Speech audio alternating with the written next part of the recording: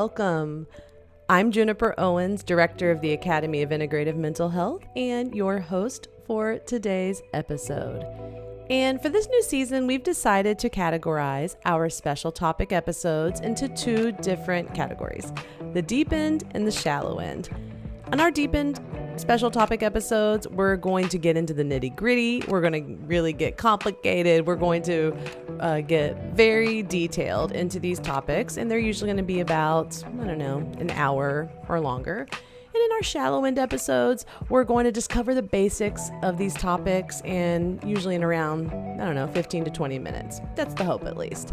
Today, we're going to do an episode in the shallow end all about Algospeak. And we're going to explore this intriguing phenomenon that's silently reshaping our online interactions, our communication, and even our culture. So let's dive right on in. Well, actually, since we're only venturing into the shallow end, today, let's slowly tiptoe and get ankle deep.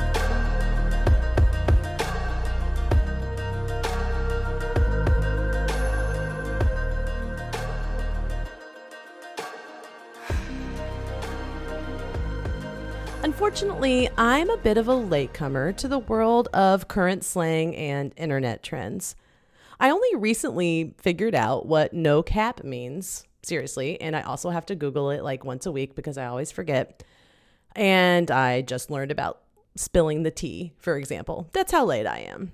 And I started hearing the term unalived, and usually referring to any discussions around death, whether it's related to suicide or murder, and my interest was piqued. Swimming in this water could unalive you. As a mental health professional and teacher, I couldn't help but wonder why this term was gaining traction. Upon further investigation, I discovered that many of my friends and colleagues were also using the term unalived. When I asked them why, they explained that they had heard others using it and assumed it was now the preferred term. Some thought it might be less stigmatizing or less activating for some individuals.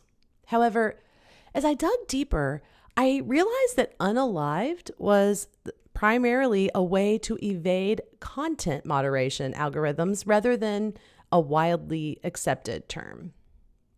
This led me to contemplate how social media, with its algorithms, influences our language and, in turn, shapes our world views.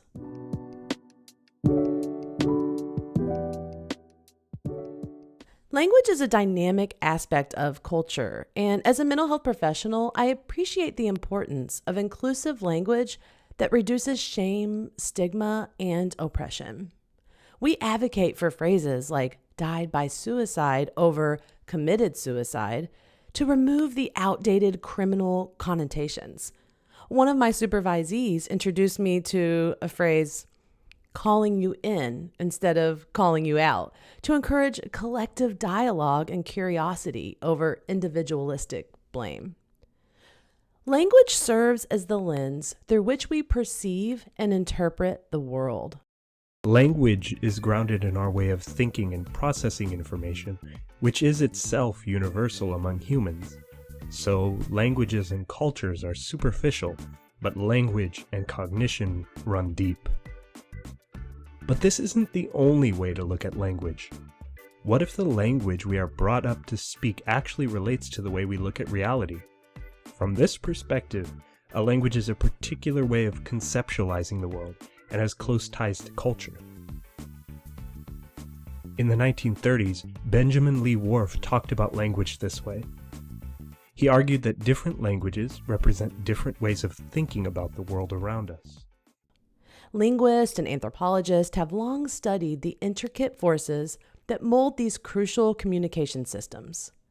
Interestingly, in our evolutionary past, we learned from prestigious individuals and those who violated moral norms for our community's benefit. However, when algorithms amplify information and people exploit it for self-promotion, prestige loses reliability.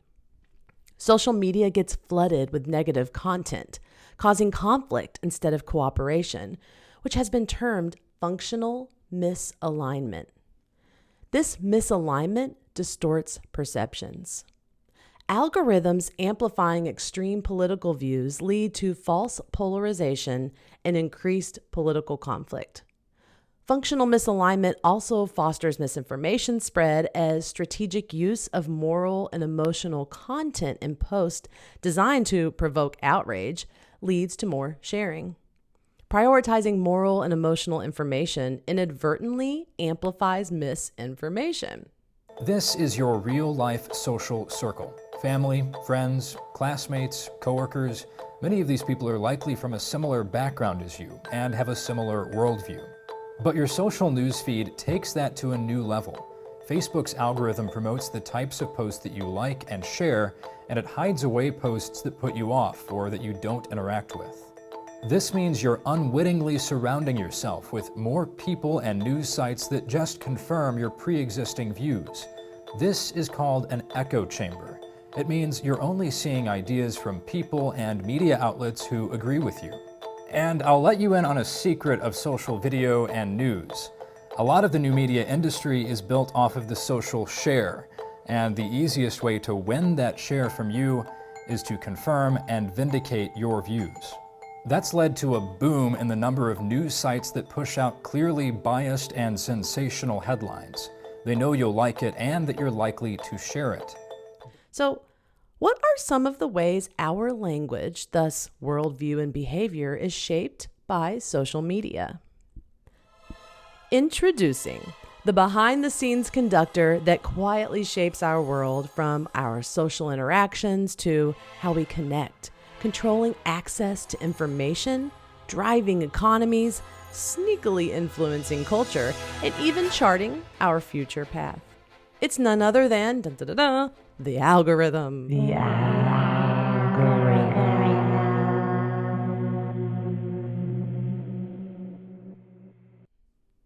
As I immersed myself in the world of YouTube over the last few years, I discovered a whole new language, which many people refer to as Algospeak. Algospeak consists of code words employed to invade AI content moderation algorithms that flag user content for violating platform rules or being sensitive in nature. Algorithms have a significant impact on our culture. They not only help distribute and evaluate information, but also affect how institutions and media industries share and shape cultural content.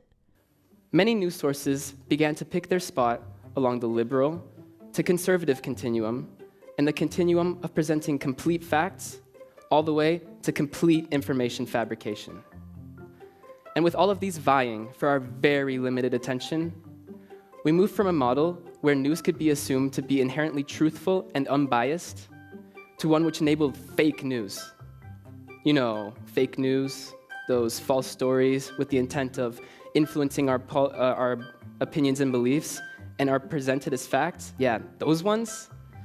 Well, because of this, instead of news being the product, our attention became the product in the form of views, clicks, and likes.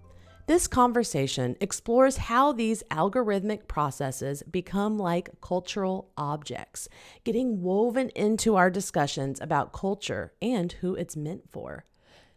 They also become topics of debate, both for what they do and what they reveal. So it's not just about how algorithms shape our culture. It's also about how they become a part of culture themselves.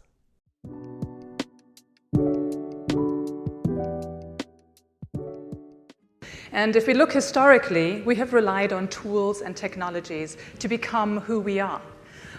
So from being cavemen, right, we relied on all sorts of technologies to be where we are today, using our social media, using our cell phones. And so this is what we call a co-constitutive kind of relationship, which means that we construct the technology, but the technology also constructs us. We become what the technology allows us to become. We're going to focus on language in this episode, specifically Algospeak, and what mental health professionals could be mindful of. So let's start with some common Algospeak words or phrases, in case you are not aware, like myself, because I was 100% not aware of most of these terms. By the way, I'm just going to say the flagged words because I don't think they're as heavily moderated on podcast, at least, I don't know, question mark. And also our YouTube and podcast channels are not yet monetized. And frankly, I just don't really want to use language that is not in line with our professional standards. And as we are primarily an educational organization. Of course, it could completely backfire and no one could ever see and or hear this. But for now, I'm just going to say the words.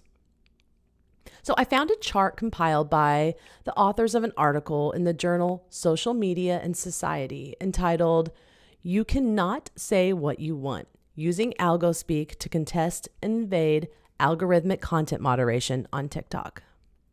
So this chart has more info than I'm going to be sharing here, but I will link the article so you can view it in its entirety if you want. It includes lots of emojis. It's really interesting. So let me just go through a few of these. Now, what was interesting was that COVID-19 pandemic seemed to have the most kind of code words around it, which makes sense because spreading COVID-19 pandemic misinformation was dangerous and could really harm lives. So here's some of the words. I don't know. Panini. Okay, that makes sense. Pandemic, pandini, panorama, then Panda Express, and for some odd reason, Backstreet Boys reunion tour. Someone please tell me how that relates to the pandemic. Backstreet Boys reunion tour. Unalive, which stands for suicide, kill, or murder, like we discussed earlier. Segs or schmex equals sex. Notsee, Notsee equals Nazi, and I guess that's for just written content. QAnon, CUE anon for QAnon. Clock app equals TikTok, apparently. Corn or the corn emoji could stand for the porn or adult industry. Cornucopia could equal homophobia. Leg booty could equal member of the LGBTQ community. Lay dollar bean stands for lesbian. Accountant, sex worker. SA, sexual assault or sexual abuse. Camping or going camping is having an abortion. Ninja or the ninja emoji could stand for derogatory terms and hate speech towards the Black community. Spicy eggplant could mean vibrator. Swimmers, vaccinated people. YT, white people. Saltines, also white people. Opposite of love, hate.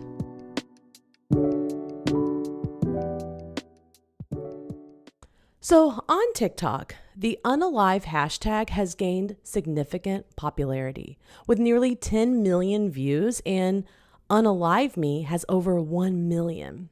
The content varies from personal stories about mental health struggles to uplifting advice or even humorous takes on minor inconveniences. Algospeak has even made its way into merchandise. Vendors on platforms like Etsy and Redbubble sell stickers and hoodies featuring phrases such as, quote, unalive me, or I'd rather be unalive, often with cheerful models smiling, wearing them. As we discuss major events through algorithmic content delivery systems, language evolves. For instance, during discussions about the invasion of Ukraine, the sunflower emoji is used to symbolize the country. Euphemisms are particularly prevalent in radicalized or harmful communities. Pro-anorexia eating disorder communities have adopted modified words to evade restrictions, with the complexity of these variants increasing over time. Anti-vaccine groups on social media have also changed their names to dance party or dinner party, while referring to vaccinated people as swimmers. I'm sorry, but those terms don't connect. What? I'm confused. Please, someone again. I'd love to learn about how these terms came about, or the origin story of dance party or dinner party to refer to anti-vax groups. Anyway, that's for a deep dive, I guess. Conversations about women's health, pregnancy, and menstrual cycles on TikTok often use alternative words or symbols, replacing sex, period, and vagina.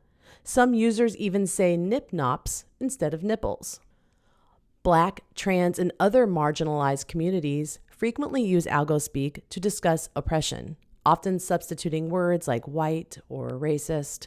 In some countries with heavy content moderation, people have developed entirely new dialects as a form of resistance.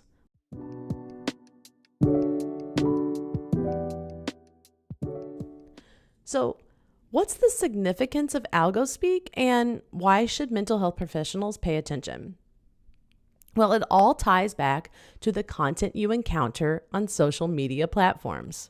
Has anyone else noticed that your For You page has been a little too accurate lately? It hasn't been things that I'll Google or I talk about. It's been thoughts. TikTok knows everything about us. Hold up, don't scroll. Let me ask you something first. Can someone please explain how this algorithm works? TikTok users often wonder how the world's fastest growing social network seems to know them so well. TikTok's secretly listening to us while we're watching videos? I don't know. So the content you see isn't random. It's carefully curated to keep you engaged and scrolling for as long as possible, leading to more ad exposure and revenue for the platforms. Algorithms play a crucial role in this process, amplifying content that sustains engagement. We've all been there. You see, the good and the bad of YouTube is that it serves up videos you probably want to watch. That's not magic, it's because of algorithms. Algorithms are the set of instructions that decide what content you see and in what order it's listed when you search online. And these algorithms are not unbiased code just handing out useful and factual information. They are designed by people, and they're made to suck you down a rabbit hole suggesting more and more that'll just keep you watching. Why? They're not smiling evilly, twirling their mustaches as you procrastinate on your homework. It's because YouTube's business model depends on your eyes staying on their videos and the ads they sold for as long as possible. And YouTube's business model is slang. In the US, almost 75% of adults use it. And if you're under 25, you're probably on it every single day. Too bad that business model isn't worried about whether or not you see the most accurate information. In fact, YouTube's algorithms tend to recommend you stuff that just reinforces what you already like or believe.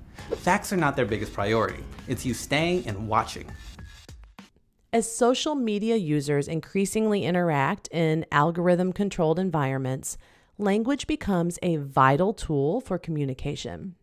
Algorithms determine which messages, people, and ideas you see. The consequences of this are significant as algorithms shape our culture and worldview in ways we may not fully realize.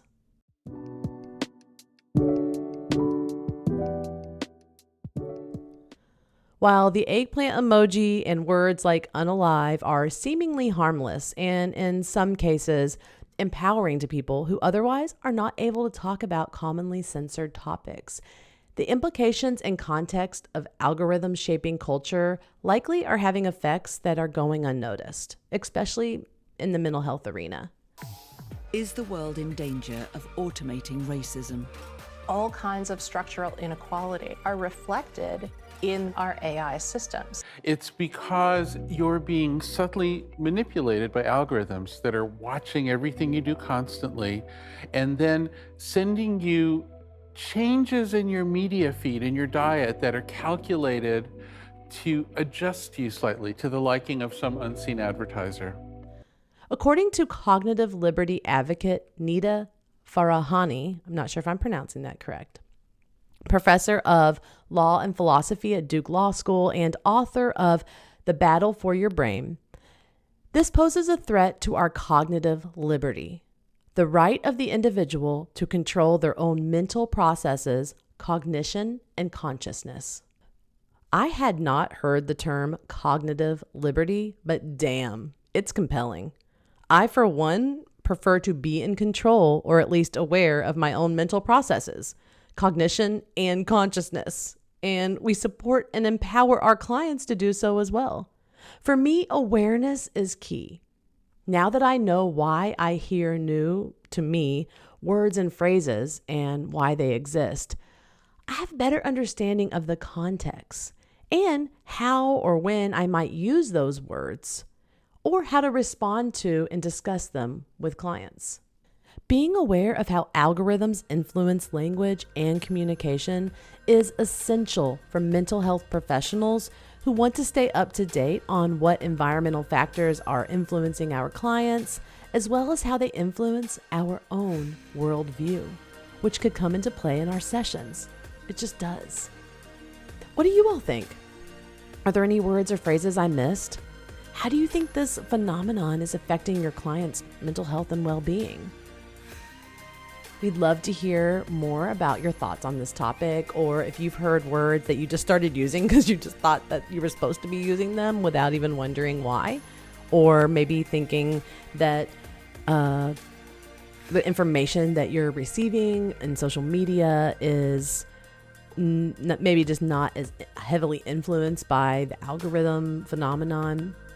We'd love to hear. Thank you so much for tuning in to this short dive episode all about Algospeak. Please, please, please like and share our episode if it was meaningful to you, if you think that you have any colleagues that might be interested, or clients even, because our information is for mental health professionals and beyond. You can also check out our website, www.academyimh.com, if you would like to check out any of our on-demand courses or any of our upcoming live courses, which we've got some pretty cool things coming up. Thank you so much.